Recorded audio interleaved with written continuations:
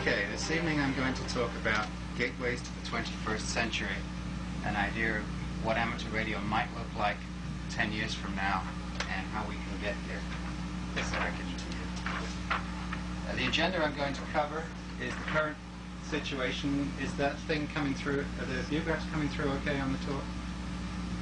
Current situation, use of our microwave bands. Then I'm going to go back 10 years and look at the requirements for the Phase 3 satellite.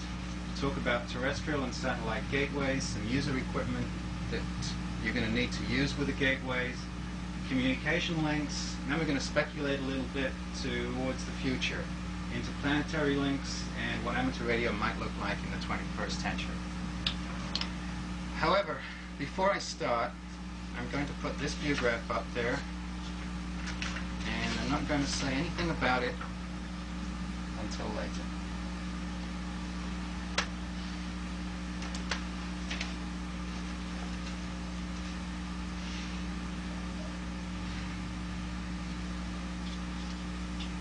Everybody had a chance to see it and think about it?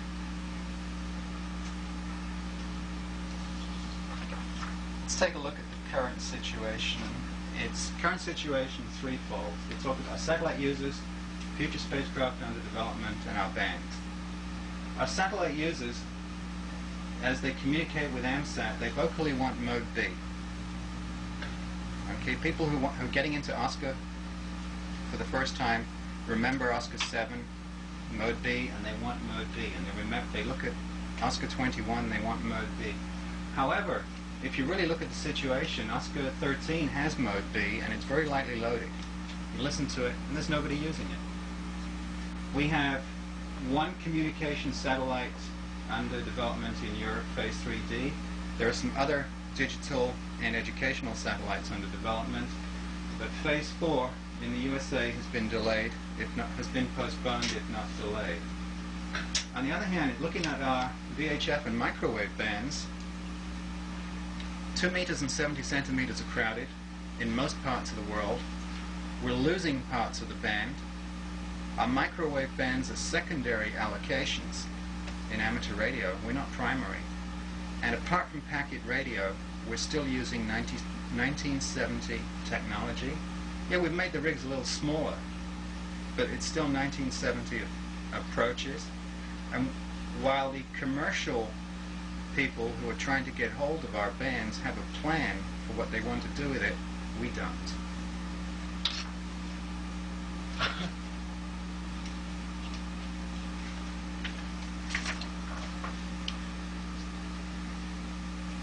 QSOs on our microwave bands are mostly prearranged.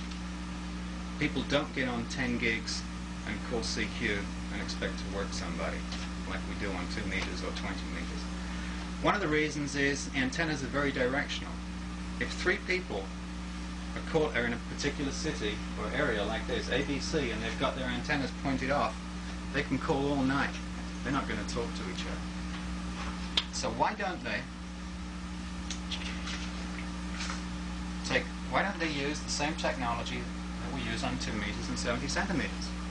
Point their antennas at a repeater. The reason for it is it doesn't offer anything new. Most technology is user-driven. And if the user doesn't perceive that they get anything new for it, there's no reason to do it. Most of the people who are using the microwave bands these days are experimenters.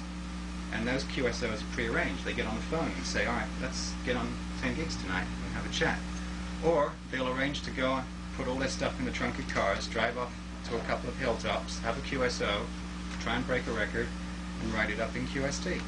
It's an achievement, a big deal. It's not really using our bands. If we wanted to use, or to start using our microwave bands through repeaters, we have to offer a little more than you can get on 2 meters. And one of the things we can offer are full duplex QSOs. It doesn't have to be the same microwave band. You can talk to the repeater on one band and come back on another. Does anybody here had a full duplex QSO? Years ago I had one in England.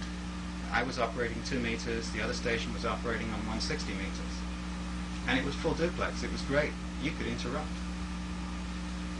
Like a telephone. It's just like a telephone.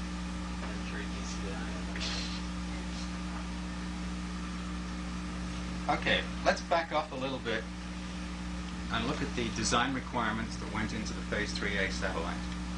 All users want to get the maximum amount of communications time they can through a satellite. Time out. Climb through. All users want to get the maximum amount of communications time they can through the satellite. They want to work anybody they can through the satellite, doesn't matter where.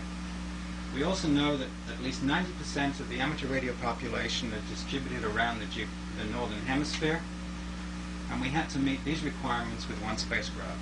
And you can see when these requirements were documented back in March 1980.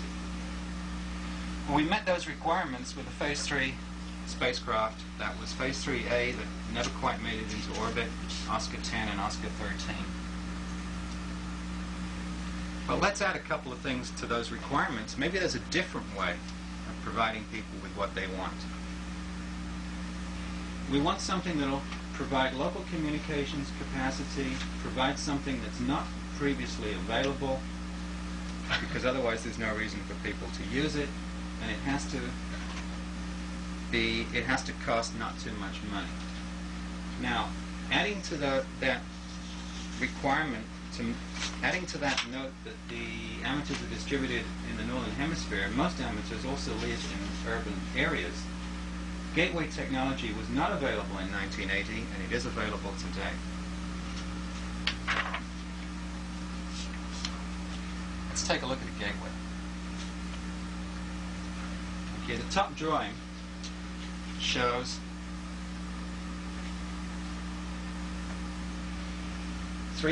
four stations using the satellite, A, G, B, and C, and they're working DX through the satellite, except A isn't, because the hill that G is sitting on is blocking A, and A won't get the spacecraft until it rises a little higher in the sky.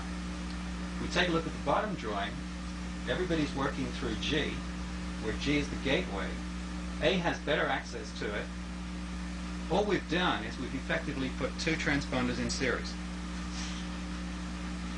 It's totally transparent to B, C, and A.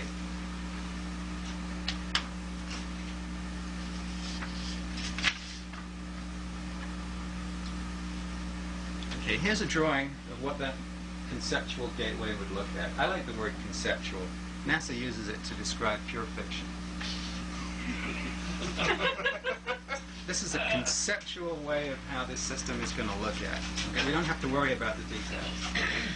Okay, first of all, most people can recognize this as a repeater, block diagram of a repeater, two-frequency repeater. There's an input, terrestrial link, and the local frequencies can be chosen for each site. If 2 meters is busy in this area, move it to 6 meters. In England, put it on 4 meters. Put it on some frequency, put it on 220. Let's try and save some of that band over here.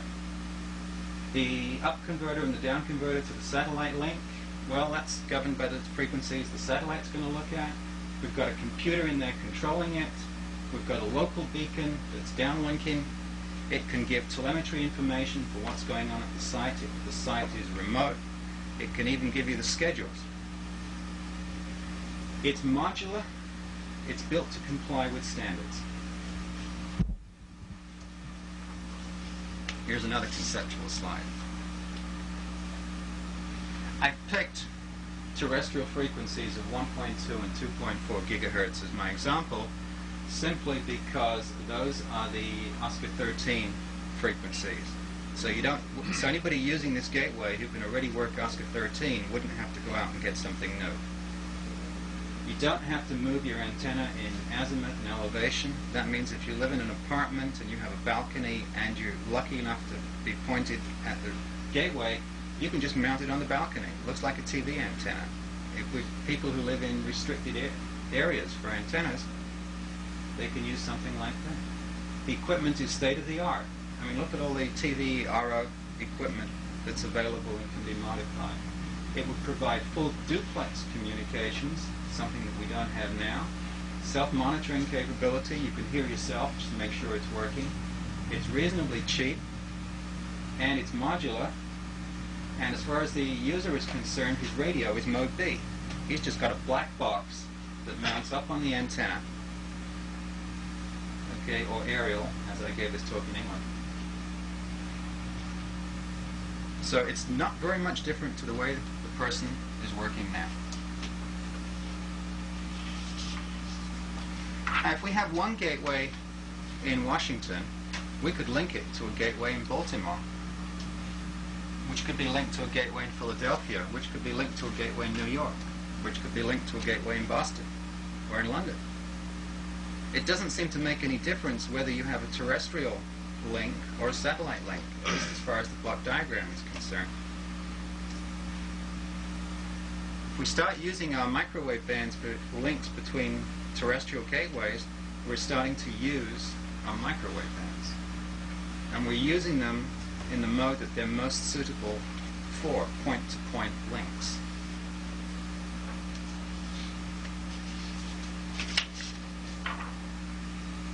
Here's a conceptual ground-based node. Again, two different microwave frequencies, inputs, outputs, computer, some kind of telemetry. They're built to standards, and they're modular. And it doesn't make any difference if it's terrestrial or satellite. One of the major problems that the amateur satellite program has is bringing new people in when we're building hardware. Amateur satellites are built to order. We have a launch, we're going to build a satellite. And we can't really afford to miss that launch. So when people volunteer to work on the satellite, the people who are involved in working on the satellite have to say, well, what have you done? I mean, how do I know I can rely on you? How do I know you can make the schedule? The only way I know that is if you've done it in the past. If you haven't done it before, they're not willing to bring you in to an existing program. You have to go out and build your own satellite, start a new group, build a satellite, and only then, after you've done it, will they say, okay, this guy's proven his capability. Well, people can start building gateways. They can show what they do. If they miss a gateway, or if it's not ready by a certain date, the local users will suffer, but the satellite won't.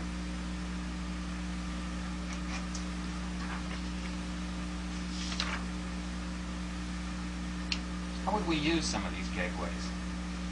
Well, one concept is frequency spacing.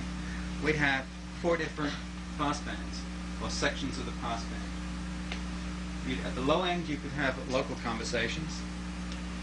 You could have areas of the passband that would allow you to talk to different links, like the link to the north and the link to the south, and another area that would give you the link to the satellite.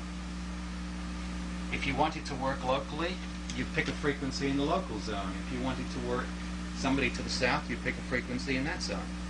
This concept was used in the United Kingdom 20, 30 years ago, when 2 meters was very rarely used, and if you came up on 2 meters, you wanted to know that there was somebody around there, and everybody was crystal controlled, and it was tuning from one end to the other. This was before FM.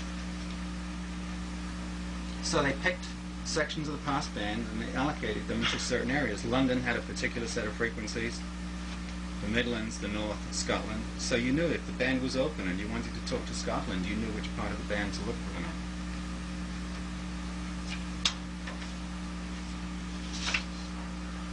The advantage of the gateway, well, it provides easy user access. You don't have to worry about when's it coming into range, which direction to point the antenna. Very simple, the antenna's fixed. It provides a controlled access to the spacecraft. We have problems on the Oscar spacecraft with high power users. When somebody sends a high power signal in, they reduce the power that's available to everybody else, and everybody on the spacecraft suffers. And there are some schemes for getting rid of these people by putting hardware and software on the spacecraft. Well, if you did it in the gateway, the only people that would suffer would be the local people. Also, you could readily identify this person, and if he or she continued to make a nuisance of themselves, you know whose coax to go stick a thumbtack through. Putting a thumbtack through somebody's coax and cutting off the head is much worse punishment than cutting the cable. The gateways can provide full duplex communications capability, as I said. It allows for simpler spacecraft. You don't have to put all these multiple modes on the spacecraft. One pair of transponders.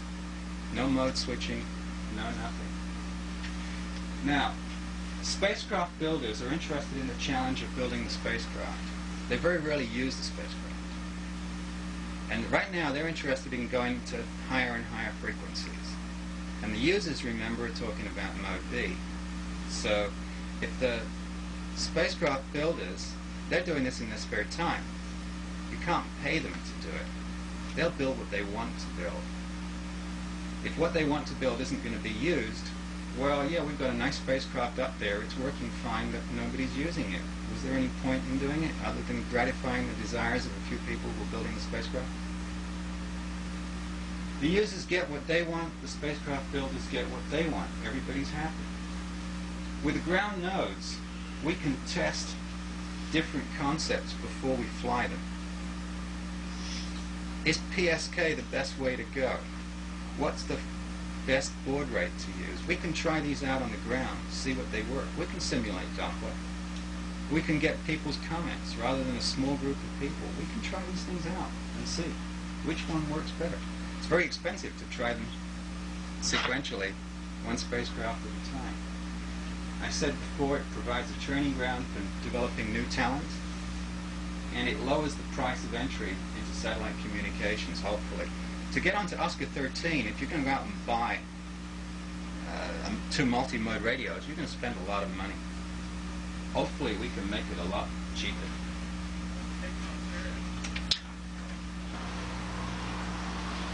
One thing I haven't mentioned, one thing I sort of touched upon before was the user sees this thing as 2 transponders in series. Well, if you take a look at the path, you've got the user's transmitter, the cables up to the aerial, the path, the receiving antenna, and the receiver. And the goal of the transmitter is to get enough signal into that receiver over there so it can be copied.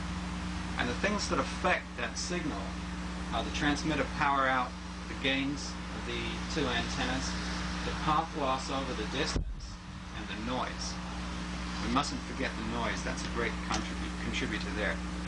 But if we, having said that, I'm going to leave it alone. If we take a look at the path loss now, okay, on terrestrial links between here and Virginia, or between here and Florida, the thing that affects it is distance. If we're talking about uplink to the spacecraft, the thing that affects it is just the distance from the ground to the spacecraft. If we're talking about moon bounce, okay, you've heard that people need large antennas and high power for moon bounce. Why? Is it the distance? What is it? Well, think of it this way. When you're sending a signal to the moon, there's nobody up there. You've got to bounce the signal off the moon. And you've got to have a strong enough signal coming back off the moon so it comes back all the way to the Earth. Think about it. You're sending your own transmitter up, in effect. Well, does anybody know the reflection coefficient to the moon? It's real low. It's around 6, 9%, something like that. So for every watt, or for every 100 watts of signal that gets to the moon, let's forget about what starts from the Earth, it gets from the moon, only 6 to 7 watts are going to be transmitted back, and that has to carry back.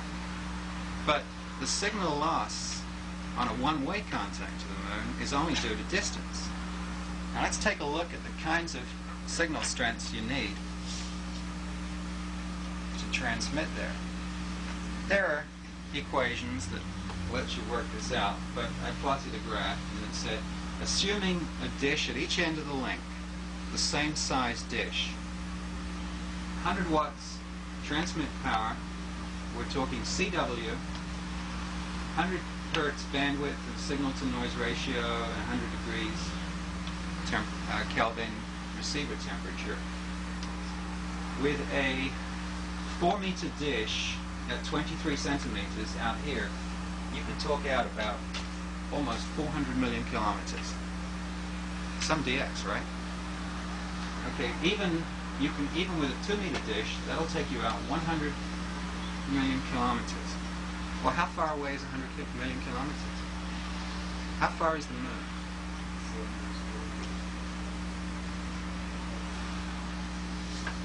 45 miles, isn't it? Plus, it's only a 250,000 miles. yeah. Okay, which is what, 400 million kilometers? 400,000. 400,000 kilometers. 100 million is practically to Venus. 400,000 Yeah. kilometers, that's down there. Okay? I mean, a 1-meter dish can get you to the moon with a usable signal. It's not power that's stopping signals, interplanetary communications. What is stopping interplanetary communications is the speed of light.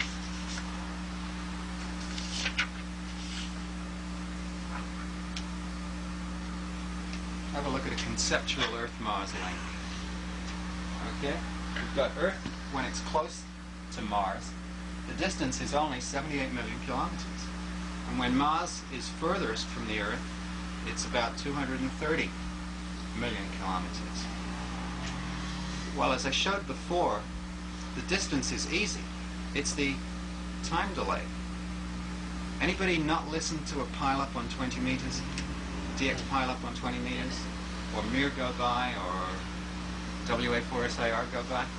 What would a pileup be like if your signal took 21 minutes to get to the other station, and then they would reply to the ones they heard, and 21 minutes coming back? I mean, the mind boggles. There has to be another way. Now also, when we're sending the signal out to the planets,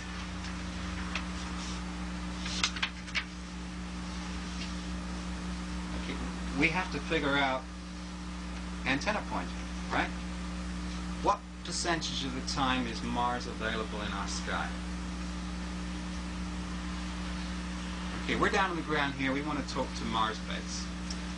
Okay, what percentage of the time is Mars available in our sky? 4, 6 hours, something like that? Okay. Mars base is on the surface of Mars.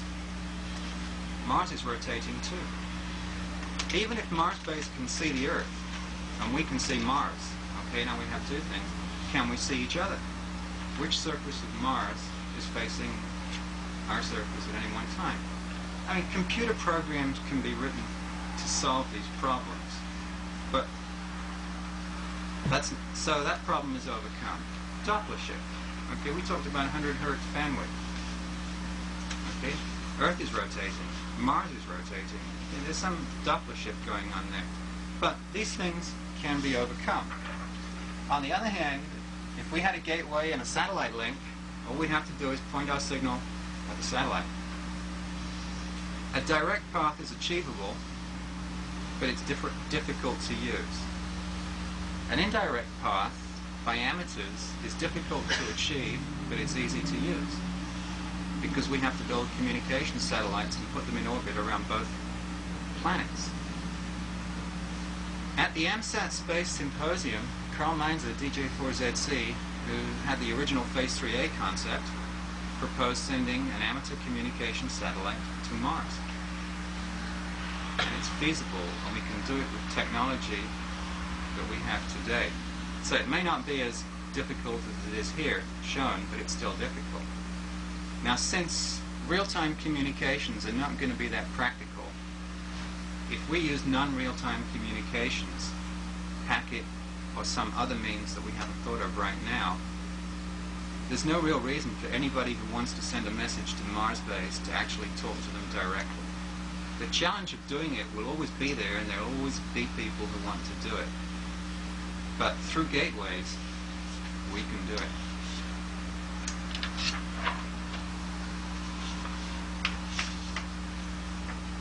So, a conceptual gateway to the future will be full duplex. It will provide both intraplanet and interplanetary communications. It will be high-speed audio, video, and digital. It's getting to the end of the day. It won't inhibit individual access to the microwave bands, because there'll always be people who want to do it themselves, and they shouldn't be stopped from doing it. It'll provide a focus for clubs, and it will provide something that we don't have at present.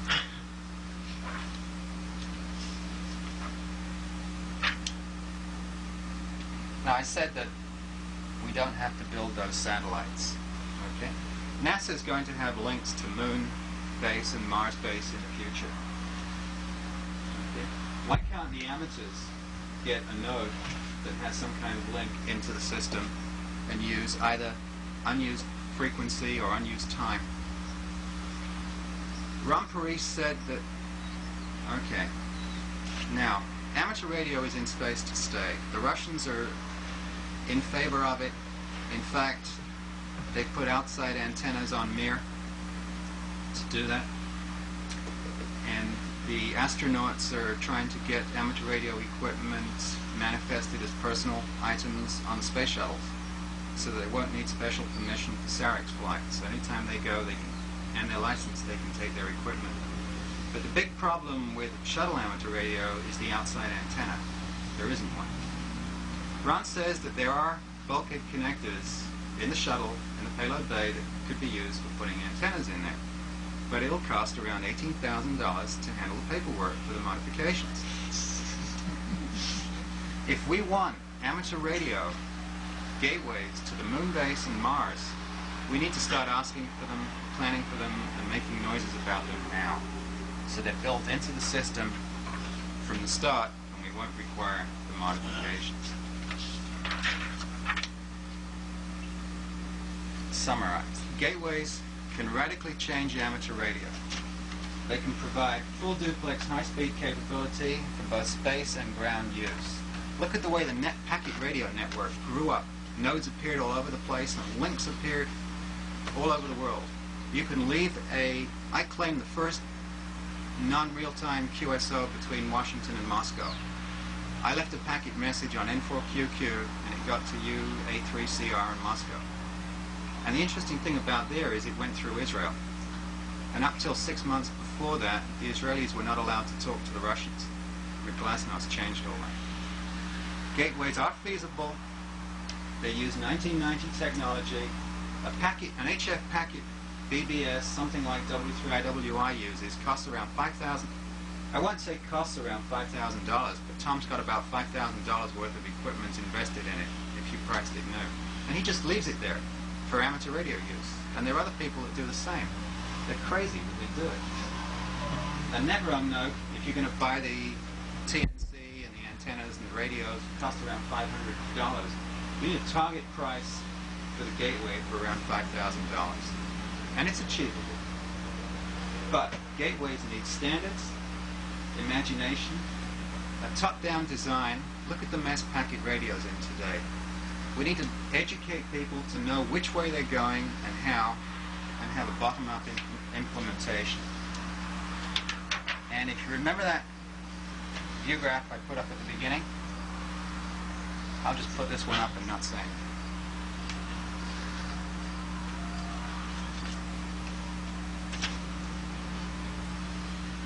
The comment I will make is if those two people wrote the requirements, they deserve what they get. Thank you.